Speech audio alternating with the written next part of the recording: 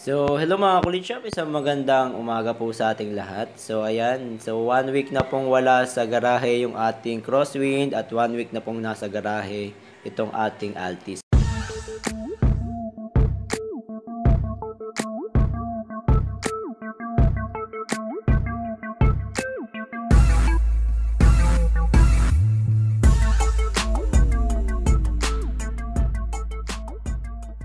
Yun guys, medyo nakakalungkot pa rin at hanggang ngayon ay iniisip-isip ko pa rin yung crosswind natin, pero wala na tayong magagawa na ibenta na natin yung ating crosswind at sana nasa mabuti na siyang mga kamay Ito nga guys, dahil ito na yung sasakyan na ginagamit muna natin pansamantala, uunti-untiin na natin yung pag-aayos dito sa Altis natin sa sasakyan natin.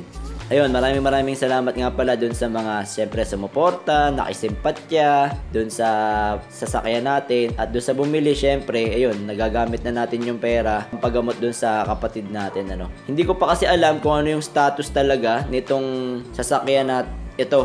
Ayun, so sana kahit na hindi na crosswind yung ipinipicture natin, kahit itong Altis, suportahan nyo pa rin sana yung mga vlogs natin guys Unti-unti natin to kung ano yung mga pwede nating i-repair dito So nauna na nga po yung pag-wax natin dito sa sasakyan, pag-buff natin Kung ano yung mga makikita natin na dapat ayusin, iaayos natin para afterwards kung dapat natin na ibenta pa rin natin tong ating Altis. Syempre sa mga preliminary PMS natin, so naipa-change oil ko na to, gaya na nasabi ko dati na pasabay na dun sa pagpapapintura. Susunod na lang po natin dito is yung ATF Hindi ko pa na-check kung kumusta ba yung ATF niya. Hindi ko alam kung kailan ba siya nagpalit kasi hindi naman ako ina-update ng kapatid ko kung ano yung mga pinagawa niya dyan. And then mga spark plug. So unti-unti natin. So dahil dyan, umorder na tayo sa Lazada ng pangpalit sa kanya. Alright, so ito ay in-order natin nung January 9. Dumating to siguro after 3 days. Ang seller po niya ay si PH Advance Auto Shop. Ayan. So sa halagang 212 pesos. Yan. So tingnan natin. Ayan, tamang-tama nakalagay dito, no video, no return, no refund. Ito yung muna yung in-order natin or pinrepair natin para dito kay Altis. So ano ba itong mga to? Tingnan natin guys at samahan nyo ako sa pag-unbox nitong ating item na to. So ayan, dahil hindi natin alam yung history kasi nitong sasakyan, so dito tayo magsisimula. Ano yung mga dapat natin munang palitan. Okay, so ito po ay cabin filter at air filter. Ayan, so ito muna yung una nating papalitan guys kasi hindi natin alam yung history nitong sasakyan na to. At yun nga, isa-isahin natin yung madidiscover kung ano pa yung mga dapat nating ipagawa dito. Okay, so inahin natin muna ito. So syempre, kailangan naman nating alagaan tong sasakyan. Wala na nga nag-aalaga, ay papabayaan pa ba natin? Okay, so Lexus genuine parts, Toyota genuine parts, ayan. So ito yung ating, palagay ko ito yung ating air filter. So mamaya papakita ko paano kinakabit to. And then syempre mas maliit to.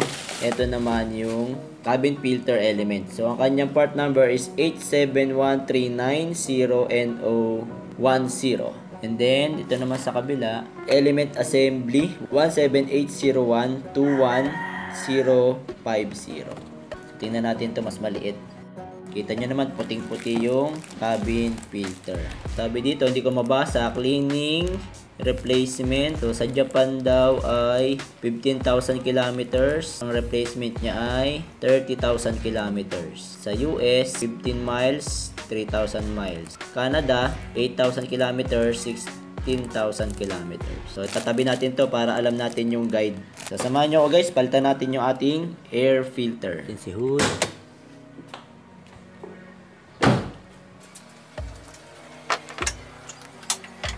Ayan, so medyo naninibago lang ako guys ngayon dahil nga isa ay wala tayong yung hood damper yung pagbukas natin automatic na siyang tumataas. Wala tayo nun.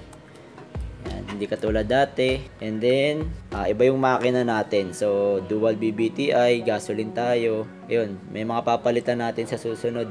Coolant, hindi ko pa alam kung kailan napalitan yung coolant niyan. So unti-unti natin yan guys. So i-update ko na lang kayo kung ano yung mga gagawin natin dito sa sakyan. Ayan. air filter natin ay nandito guys. Ito yung ating lagay ng air filter. At ito yung, ewan ko kung tama yung masasabi ko, ito yung yung air sensor niya.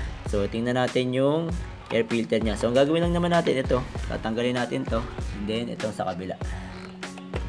Yan, tapos angat natin tong pinaka box niya.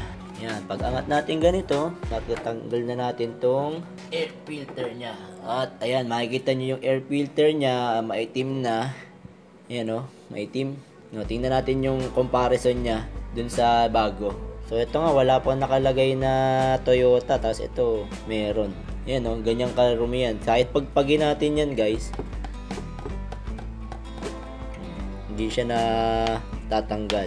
So talagang dapat na natin siyang palitan. So buti na lang na-check natin Tingnan natin kung magpipit. Okay, so linisan ko muna tong cover niya na medyo madumi-dumi na. Okay, so bakit ba guys kailangan malinis tong ating air filter? So syempre, dahil nga meron na siyang sensor, iba na yung pag-calculate niya ng air and fuel mixture So hindi katulad nung sa ating crosswind na bahala na kung paano siya mag-mix. So depende na lang sa setting ng ating injection pump and then bubuga nung air filter natin or sa intake natin Pero dito kasi guys, dahil may sensor na siya, kumbaga hindi katulad nung bahala na noon nako-compute na siya So kung yung airflow niya is restricted, so medyo affected siguro palagay ko yung combustion niya.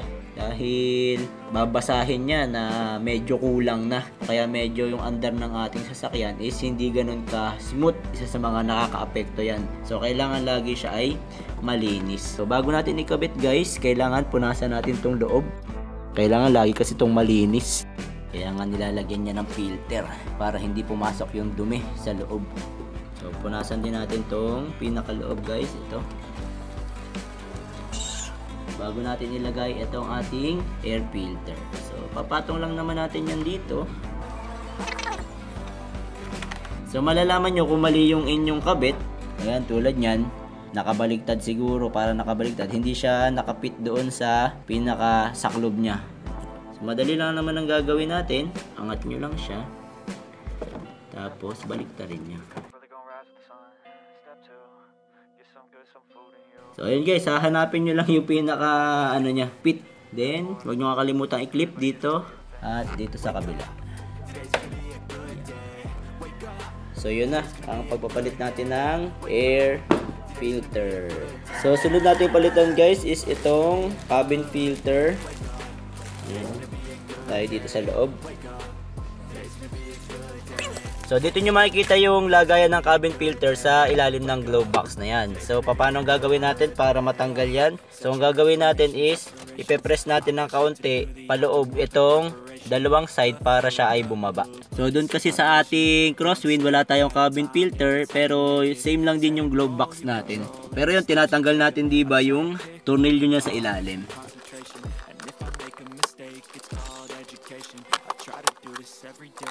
So yan, ito naman siya, ganyan. And then, dito siya.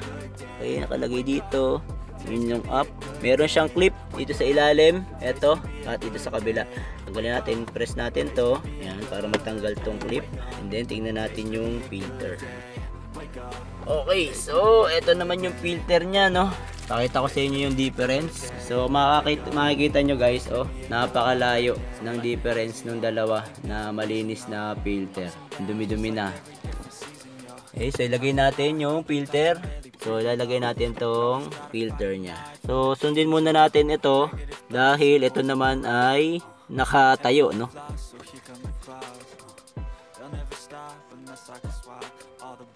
Ayan ang pinaka filter niya, and then ito yung taklob.